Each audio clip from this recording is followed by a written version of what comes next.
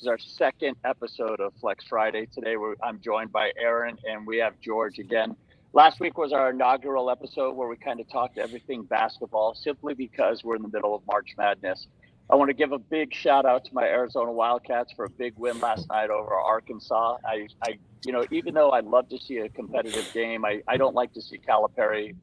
They handed him his biggest loss by 21 points in his tenure as a head coach, but it's great for the Wildcats, bad for Arkansas. A couple other upsets. What stood out the most to you, Erin? We'll start off first with men's basketball. We'll get into women's basketball, and then we'll jump into opening day for MLB. What stood out to you yesterday, Erin?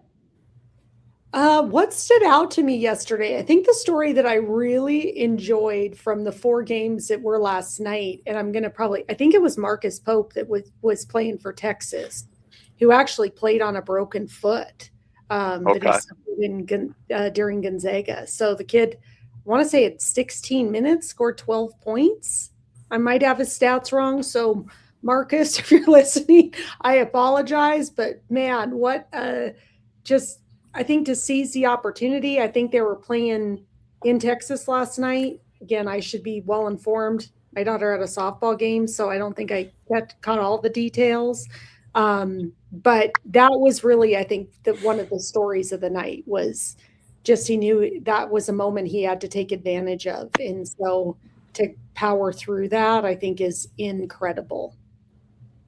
That's awesome. George, what stood out to you last night in the basketball? We got more basketball coming up tonight, all weekend. It's going to be awesome. What stood out the most to you, George? Iowa, Ben McCollum. I actually coached against him when I was at Fairmont State in the national championship. Oh, He was wow. at Northwest Missouri, and just the way he coaches, he's a winner everywhere he's gone. He's won multiple national championships at Northwest Missouri. He won when he got his opportunity at Drake, and now he was the ninth seed coming into the game. Obviously Nebraska was playing well, but Iowa ended the game on like a 16-5 run. Mhm. And so that goes to show it doesn't really matter if you're losing with like 4 minutes left, 3 minutes Yeah, left. Like you can yeah, make a last push towards the end of the game.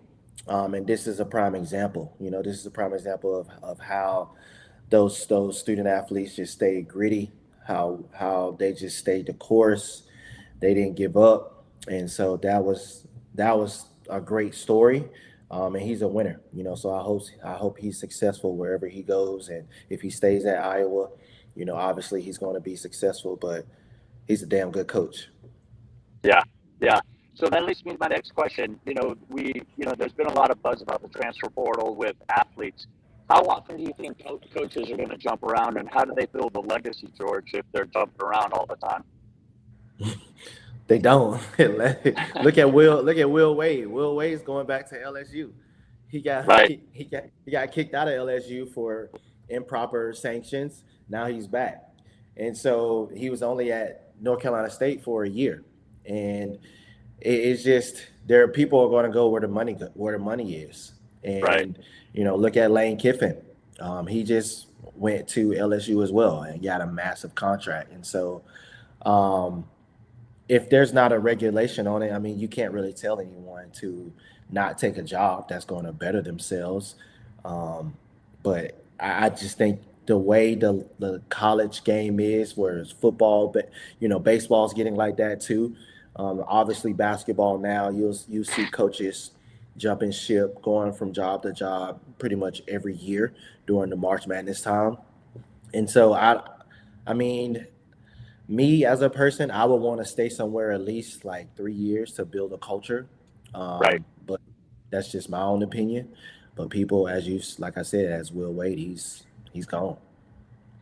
So we see it at the player level. Do you think it's all about money now, Aaron, with athletes, and it's kind of bleeding into coaches, or do you think that the pendulum's going to swing back, or is everybody just motivated by the dog?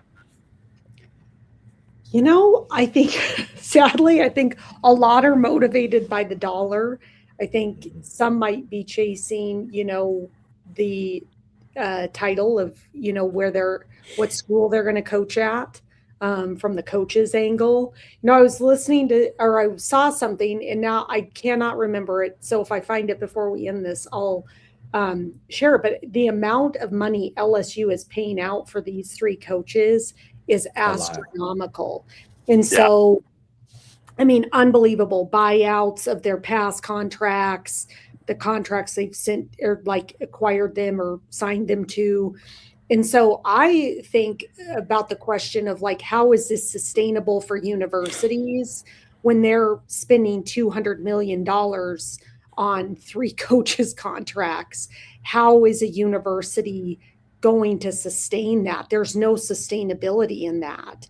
So they're going to have to start looking. I mean, things are going to have to change. The system is clearly under pressure. I think we may have talked about it last week. There's some clips that you and I exchanged back and forth about just the economics of where college programs are at, and they're, underwater $30 million. Rutgers like 75 million. I mean, I might have some of these numbers wrong, so please correct me. But there's no sustainability in that. No organization anywhere would allow you to run your department with massive deficits and think that's going to be sustainable. So I think there's some fundamental questions, for the universities, like what are you chasing? Why are you chasing that? And you cannot sustain those types of payments and think that you're going to reap those benefits if you get a national championship. There's no dividend or return on that. So no way. I think it's a losing cause, and I think these schools are going to really have to reevaluate how they go about this. And I think, the North Carolina, and maybe George, you can weigh on that, he was a pretty successful coach, but he was not winning the way North Carolina basketball wanted him to win. And so he's out. So that's probably one of the most high profile coaching jobs, I think, available right now. What are your thoughts, George? Do you think that it's players and coaches are motivated by money? Absolutely. I talked to a coach yesterday, and he was just telling me that, they're trying to, he's a women's coach. He said that they're trying to get a player, and she wants X amount. They're trying to, structure some revenue sharing for her. And he was just telling me, well, if we don't offer this kid what she wants, she's just going to go somewhere else. And, I told her, that could be a good and bad thing, because those are not the type of players that you want anyway. You don't want the type of players that are only coming to a program because they're offering you the most money. And just because a school is offering you the most money doesn't mean they're going to develop you.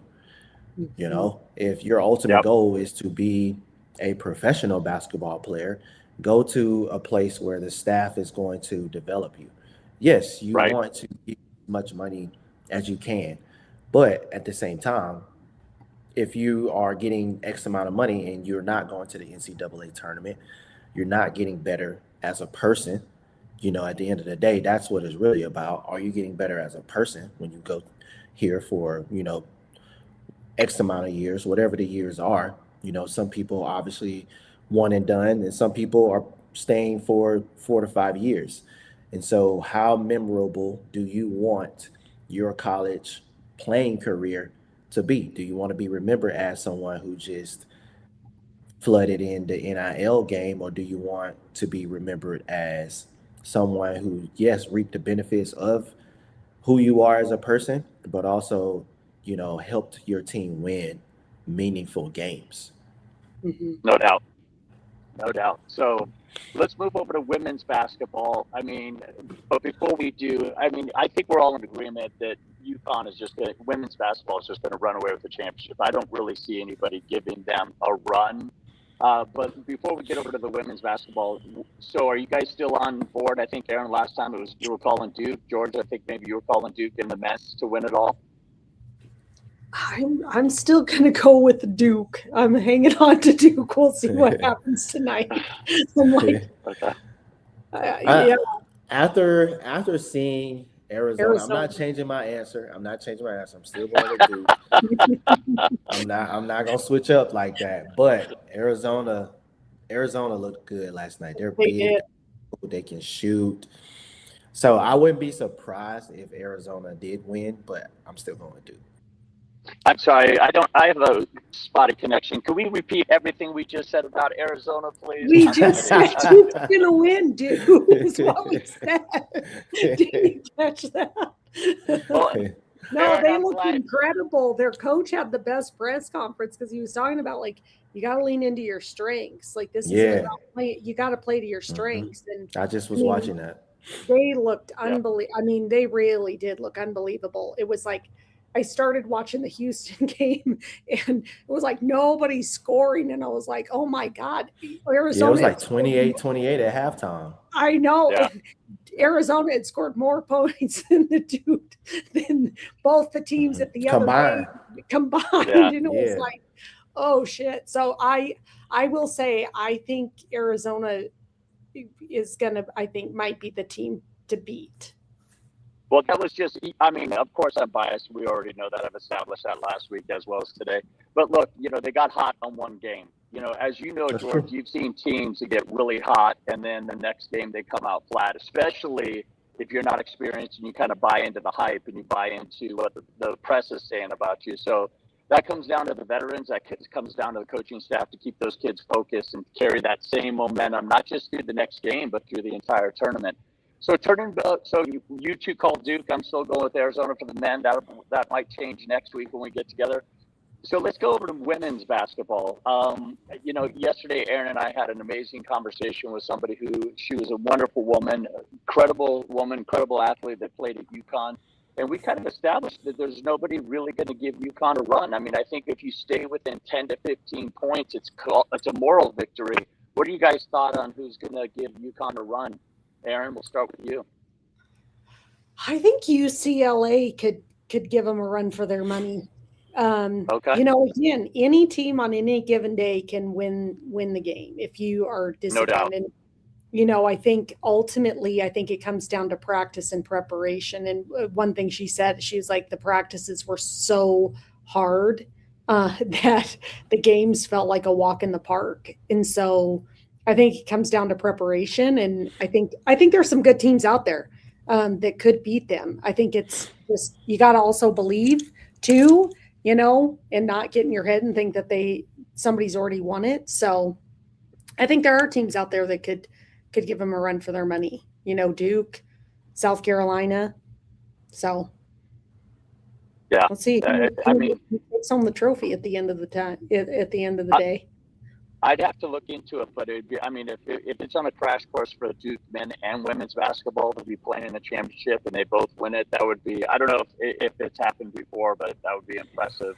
I mean, maybe UConn did it a couple years ago. I think UConn did it a few years ago when I don't know what year, but I know UConn has done it before. Wow. I want to say it was Hurley's first year. I have to look back at the stats, but I do think UConn is good. Sarah Strong, obviously, she is a versatile player who's going to be a very, very good pro. But don't count out my girl Dawn Staley. Okay, I'm actually reading her book right now, and I love Dawn Staley. I love the way she coaches, and I had the biggest crush on Niall Ivey from Notre Dame since I knew she was a player. So she still is one of my favorites. So I'm going to go either Notre Dame, South Carolina, or UConn. Those are those consistent teams who I've seen. Obviously, Notre Dame has lost a lot of players in the transfer portal, but I love Dawn Staley. You can't count her out. Right. But Gino, he's done it felt like 30 years. He's been coaching, and he's just stayed consistent. There's really no drop off. I feel like every single year, UConn is in the talks for winning national championship. Sure. It's hard to bet against him.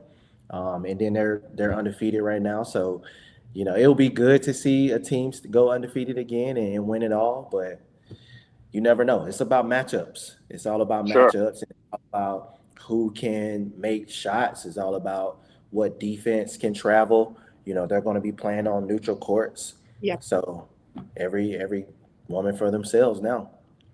I love No it. doubt. I think like he's such a great example of like what sports I think can still be, because he's such an incredible coach that he gets the best recruits and they want to stay there with them. Yeah, and all his players, like I think when he won like 900 games, like all of his players came back to Mhm. That's awesome. celebrate with him. That's awesome. So that shows like how good of a person he is. Yeah. But let me ask you this, George. You've been a coach, you've been around the game for a long time. What do you think motivates Gino to stay there? Because he's won countless national championships, he's won gold medals in the Olympics. Why not test your hand at the WNBA or overseas? I mean, what else does he have left to prove, and why stay there? What motivates him, do you think? Okay, that's it. That's the end of the show, team. We'll see you next week. So you don't think But seriously, somebody that he's not I don't think he will get the same amount of money if he went to the WNBA. And Gino, I'm sure he has every donor, everybody in that state, rooting for him. Like he's the governor, he's the mayor. Like Hurley is doing a hell of a job at UConn. Don't get me wrong, but Hurley may end up going somewhere else. And Gino is he's been there. Like he's like the Don of UConn. Like he's been there since the baggy shorts. He was there when Rip Hamilton and Emeka Okafor was playing on the men's side. And so he's the godfather of UConn. So when you have that status and everyone knows UConn women's basketball because of Gino Ariana, he coached Rebecca Lobo, and you know how long ago that was when she was playing. Right. So he's like, why not? They're not gonna fire me. I'm always gonna be successful. Why Absolutely. leave? There was my brothers and I were having a great conversation a couple of years ago, maybe a decade or so, when Nick Saban was winning. I was like, gosh, how does he recruit? And my brother said something really interesting. He said, Nick Saban and Alabama, they don't recruit, they reload. And I would have to say that's probably what Gino does, right? I mean, it's just like he's a proven coach. He's got a proven program. If you're one of the top 5, top 10 women's basketball players, that's probably where you want to go. And he's an organization that program gets to pick whoever they want. What do you think, Erin? Do you think why don't you think, other than money, why don't you think Gino challenges himself and goes to the WNBA? I think sometimes it's about legacy and what you build, and I think the impact that you can have. And so, I think that's intrinsically what would keep me staying. How can I beat myself? How do I up my game? Because you're really going against you. You're not going against anybody else, because you've set the standard, you've set the bar. And so I think the real challenge is, how do you keep replicating that? And I think there's something really incredible in that. And I think we can all take a page out of that book. I think, for all of us, future athletes, future coaches, is like, that's the standard you want to be. You think of the Phil Jacksons, where did he coach? Chicago and LA. I'm like, I had a brain fart there. Whoa, where'd he go? And, you just build legacy. You build something that people talk about long after the game ends. And so, is that the impact that you want to have? Because, I heard this quote once, I think it was from Denzel Washington, when you have a funeral, you don't see a U-Haul following the hearse, so it's like legacy to me is the impact you leave with people. And so I think there's an opportunity for us to return to that, because, if you're just chasing the money, the second you're not here, who's talking about you and what your impact was, and you're driving you $192 million behind it, probably doesn't happen. So I think that's why people like that stay, is for that reputation of who they are and what they've produced time and time and time again. And I think he loves what he does. So why change? Yeah. No question. Well, this week was opening day for MLB. I'm here in Denver. I'm a lifelong Padre fan, but I got to pull for my Rockies. I mean, it's always painful. So going into last year, the Dodgers won. They took it all. What do you guys think as far as the baseball front? Do you guys follow baseball? Do you spend much time watching baseball? George, what are your thoughts on MLB and the opening season or the opening day and new season? Actually, baseball was my first love. So, Really? fun fact. Yeah. I played baseball. I played t-ball, coach's pitch, fast. They call it fast pitch, all the way until I think like seventh or eighth grade. And then it was the ball kept getting faster. My swing kept getting, my swing was slowing down. But I love it. I love the nostalgia of going to a baseball game. I love when playoff baseball rolls around. Obviously, the Dodgers are loaded. I've been a Yankees fan for a very long time. Since the Tino Martinez, Derek Jeter days. Right. Those guys. I grew up, watching those guys. Mariano Rivera as the closer, and so I've always loved the beginning of baseball. I've always loved like right towards the All-Star break, and then obviously towards playoffs. But it's so many games for one. Mhm. Right. Play 162 games. Like that is a long season. But I love going to a live baseball game. The Yeah. smell, feel. But the Dodgers are so good, and they're just reloading. Obviously, Otani, you got Betts. Those guys are like that. But Yeah. hopefully, my Yankees can get it together. Judge start getting his bats moving. But I love that Netflix is integrating themselves in baseball. And so it's going to be a fun season. Hopefully, it's going to be a long season, obviously. But I'm excited to see the storylines of baseball. Buster Olney, watching him on Yeah. ESPN. It shows like when you see him on ESPN, it's like, all right, now springtime's about to start. Right. What about you, Aaron? Baseball? Yeah. Do I you have a I passion kind for of it? I don't know if I have a passion for it. I enjoy a good game similar to George. I like to go to the ballpark. I mean, there's nothing quite like it. And it's very, I think, American, like it's very Americana. Like there is something about the hot dogs, the seventh inning stretch. There's nothing better than I think a baseball game. I love storylines. Like, so for me, it's about the players, so like to watch greatness, like I think about watching the World Series last year, that's when I get really into it, is like when the game's on the line, there's something really meaningful. And to George's point, there's so many games, like it's, Yeah. I mean, what do they play, 100 plus some, 162. yeah, I was like, it's Unbelievable. a lot of games. And so I like when it definitely gets to playoffs, to World Series time. And I just love the, like Shohei Otani, the pitcher that won the MVP award. I mean, just to watch Sure. greatness. There's something, the Mookie Betts, like I just saw something about him, and he could play all sports. He played everything. He's a And great bowler. yes, Yeah. that was the part that I was like, he would scored a perfect 300 Yeah. game. Yeah. I mean, he's like a freak of nature when it comes to athleticism. And so I think I enjoy those storylines, stuff like that, because I think that just shows the character of those individuals, and it just highlights that. So I don't have a favorite team. I just cheer for, I don't know, great players, and Sure. good games, Let me ask usually close.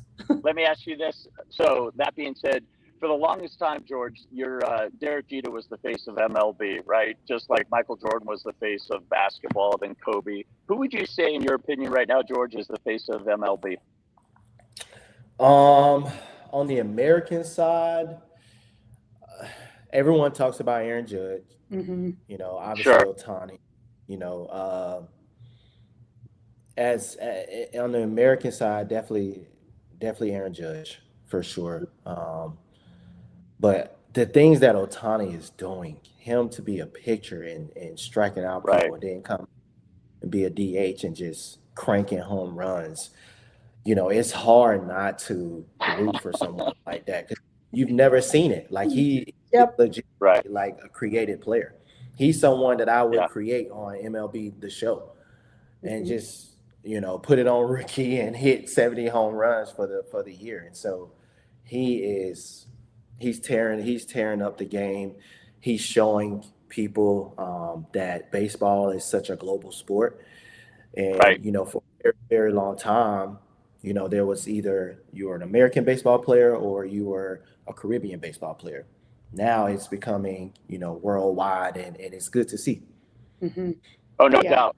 No doubt. Before we get to that, Aaron, I mean, we saw this with the American Baseball Classic, where America was not a shoe-in, and look what Venezuela did to them. They just Mhm. and that I think is what's so funny, kind of tongue-in-cheek, to say the World Series for American baseball when you only have one team in north of the border, right? That World Series is what we just saw in the American Baseball Classic. Aaron, who's your face of baseball? I would agree with George. I think it's Aaron Judd. Shohei that he's just unbelievable. He's a once in a lifetime generational talent. As George said, there's never been anybody like him. The kid can steal bases, he can hit the ball, he pitches unbelievably. Just the most well rounded baseball player because you don't find that. Most pitchers can't hit. Hmm. Right. They used to be the ninth. They used to get pinch hitters every single time a pitcher would come to. Yeah, Now Right. pitchers are scared to pitch to a pitcher. It's crazy. it's Yeah. unbelievable. He's just fun to watch. And what I love the most is I think when I watch him play is he just looks like a little kid to me that's enjoying the sport that he loves. Like there's Mhm. something Right. very innocent about him and what he does, but it's so lethal and so Right. Oh yeah. deadly. And I just enjoy that. And so we're, I think, witnessing, like you said, a Michael Jordan. I think he's kind of that Michael Jordan of baseball. Nobody's been as well rounded as him. I don't Yeah. think ever. No For question. sure. next I next think month the we're going to be Japanese getting guy. into the NFL. Next month we're going to be getting into the NFL draft. We got that around the corner. But before we close out, I'm going to ask you guys a question. And what is your thoughts, George? We'll start with you, and then Aaron, I'm going to ask you the same question. What are your thoughts on high school athletes playing 2 sports or 3 sports before they specialize? And do you think it's a hindrance for athletes to go into college to play 2 sports, or should they specialize if they have dreams of playing at the next level? George, we'll start with you. Um, we actually talked about this in our panel. I am 100% for a student athlete playing multiple sports, and especially in high school. Right, Especially in high school, we have so many different levels to sports right, now, you know, and so a kid can run cross country in the fall, play basketball in the winter, run right, track in the spring. You know, you have a kid who can play soccer or volleyball in the fall and play softball in the spring. They can take a winter off. And so it not only creates that cross training, in volleyball you use certain skills, in softball you use certain skills, but it also builds that camaraderie with different people in your school because the no same doubt. few the same people that play volleyball may not play softball. So that's Mhm. going to Right, create relationships. Now, when you get to college, it's a little different. It's harder. College sports is a little different than high school sports. In college, it's pretty much year round if you want to be really, really good. If you want to be a really good football player, consistent, you have to make sure that you are focusing on that because everyone is getting bigger, faster, stronger. Same right, with same with basketball. Basketball is a year-round thing. You pretty much start basketball training the second week that you're on campus. And if you are a Division 1 athlete, you go to summer school and you have to train then. And so right, it's a little harder to do it at the high Division I levels. I know there's some Division III, maybe some Division II NAIA athletes that have done multiple sports, but it's very hard. But as a high school athlete, I'm all for it. Yeah, no question. Erin, what are your thoughts? Agreed. I think these kids should play, especially in the younger ages through high school. Yeah.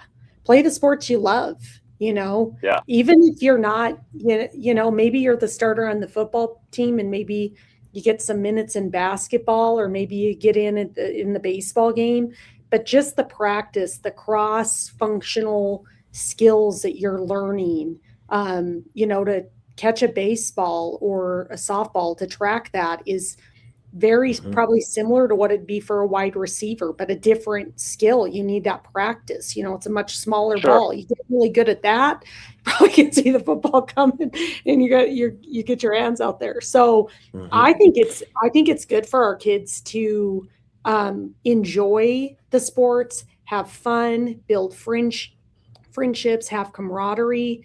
I know for my two student athletes, like sports has definitely been where their friend groups come from. And I'm grateful for that Right. because they're like-minded individuals. They're people, for the most part, you want to have your kids around. As a parent, you always think Sure. about their choices. So I'm a big Yeah. proponent. I agree with George. I think as you move up, depending on the level, a Division I football player or basketball player, Arizona, let's take your Wildcats, for example. If they're this team that's playing basketball, there's no way for one of those kids to be playing another sport if you're going to compete at the level that they're competing at. So I think if you're a two-sport athlete and great at both, you might have to make the choice to play at a little lower level, to play both of them as long as you can, if that's what you want to do and they're open to you doing that. That's a great point, Erin. George, we had a client that was getting recruited by Oregon to play football. He was a high school All-American in all three sports, football, basketball, and baseball.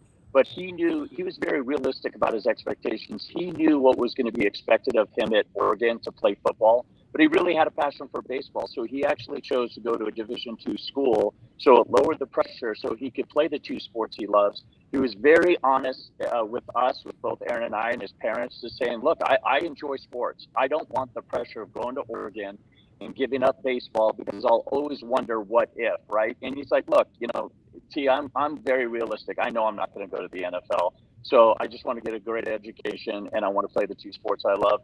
And I had tremendous amount of respect for that. I mean, this is a young man who thought things through. University of Oregon, whether it is arguably one of the top 5 football programs, Power 5 team, but he definitely wanted to play both sports. This was way back in the 90s. I think you guys have both, there's an interesting case where I'm 6'2" and my brothers are 6'6". All through high school, to your point, George, they played football and basketball. But once they committed to San Diego State for a football scholarship, they had to forego their senior year of basketball to focus on hitting the weight room, right? Because now they had a commitment to San Diego State. So, of course, there's every incident. There's an isolated incident, and there's different circumstances for different schools and different programs. But I agree with both of you. I think it's important for athletes, both men and women, to play as many sports as you can and enjoy it, because eventually, George, you've seen it. You've coached, you've played at the highest level. The ball is going to stop bouncing. The phone's going to stop ringing. And did you get everything out of sports? But because we all know, Erin, you were in corporate America, for 20, 25 years. Nobody ever says at the end of the day, God, or at the end of their life, I wish I spent more time at the office, right? Nobody ever says that, Facts. They always say that they wish, it's, having been in sports my entire life and having owned gyms, I remember, my dad passed away. And as he was, his failing days, he's like, Thomas, remember when I told you nobody says they wish they spent more time at the office? I was like, yeah. He goes, I wish I spent more time at your office, meaning the gym. So, you got to take care of your health. So, we're going to start with you, Erin. Any parting shots that you want to share with the team, with the audience, and then I'll move it over to George and we'll close this out. Parting shots. I'm going to just say, go Duke. Let's see. I'm cheering for them. I like the story. I'm now seeing the Boozer family everywhere. Yeah. They have such a feel-good story of those two brothers. I think ESPN did on something. So, I'm just rooting for great basketball. This is my favorite time of year to watch basketball, actually. So let's see how they finish out, but let's go Duke. Okay. What about you, George? Parting shot. I'm excited. I'm excited for all 4 games tonight. I'm going to have one game on my iPad, one game on my TV. Like I said, this is the best time of the year. Me as a basketball junkie, I love watching the adjustments that a team will have to make. We talked about Duke, St. John's, but I think the game that's going to be the game of the night is going to be Michigan State, UConn. 2 great coaches, 2 blue collar coaches. That's going to be a rock fight, as people say. Yeah, that's awesome. Yeah, I forgot about Michigan State. You could never count Tom Izzo out. I mean, it's like, we're seeing so many great coaches step away from the game, from Nick Saban to, Coach K and other coaches. But Tom Izzo. Bill Self just retired. There he did. Yep. Yeah, that's awesome. Hey, before we close out, any news on your daughter, Erin? I know she had a softball game yesterday, and she's what we think sustained a concussion. Any news? Well, so far, so good. We're hanging in there. I'm like, I think, it's hard at the teenage years. I'm proud of her for these strides and efforts we're making. Let's use a little more discerning judgment. She's an outfielder and diving for balls. One of her center field teammates made an incredible catch. So they're working hard. So go Brighton Bengals. I'm cheering for you ladies. It's been interesting start to the season, but we have an opportunity to rally and really change this around as we move into the kind of the back half of the season here. So yeah. Well, awesome. Listen, George, if you're around for next week, I know that Erin and I would love to have you on for our 3rd week to kind of close out basketball. It would be awesome if you would want to come join us again next Friday. Hopefully I'm going to close this out with bear down. Let's go Cats. Let's take it all. All right. Awesome. Well, they made it through, so they're on to the Elite 8. So we'll see who's on the absolutely. Top 4 by next Friday. Yep. Should be a good one. Okay. We'll see you guys next week. All right. See you. All right. Thank you.